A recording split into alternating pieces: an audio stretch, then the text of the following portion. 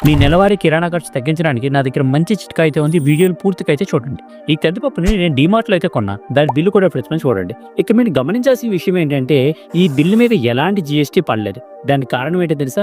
సాధారణంగా మన దేశంలో పప్పులు కానీ, బియ్యం కానీ, లేదంటే శనగపిండి, మైదా పిండి ఇలాంటి వాటికి 5% జీఎస్టీకి అప్లికబుల్ అవుతుంది. కానీ అవే ప్రోడక్ట్స్ని మనం కనుక లూజ్ కనుక కొంటే 0% జీఎస్టీ అనమాట. అసలు జీఎస్టీయే ఉండదు. అందుకే ఈ బిల్లు మీద జీఎస్టీకే పడలేదు. ఈసారి మీరు సూపర్ మార్కెట్కి వెళ్ళినప్పుడు అక్కడ లూజ్ ఐటమ్స్ అమ్ముతూ ఉంటారు కదా, అక్కడ మంచి క్వాలిటీ పప్పులు చూసి, మంచి క్వాలిటీ రైస్ చూసి అక్కడి నుంచి కొనండి.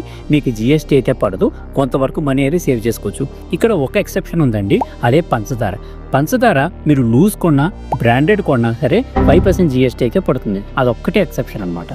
అసలు లూజ్ ఐటమ్స్ మీద జీఎస్టీ ఎందుకు పెట్టట్లేదు? దానికి కారణం ఏంటంటే చిన్న చిన్న కిరాణా షాపుల వాళ్ళు ఉంటారు కదండి, వాళ్ళైతే లూజ్ ఐటమ్స్ ఎక్కువగా అమ్ముతూ ఉంటారు బ్రాండెడ్ ఐటమ్స్ కన్నా కూడా. అలాంటి వాళ్ళని సపోర్ట్ చేయడం కోసం, వాళ్ళ మీద ఈ జీఎస్టీ భారం వేయకుండా ఉండడం కోసం జీఎస్టీని అయితే 0 చేసేసింది అనమాట. మరిన్ని ట్యాక్స్ టిప్స్ కోసం సబ్స్క్రైబ్ అండ్ ఫాలో.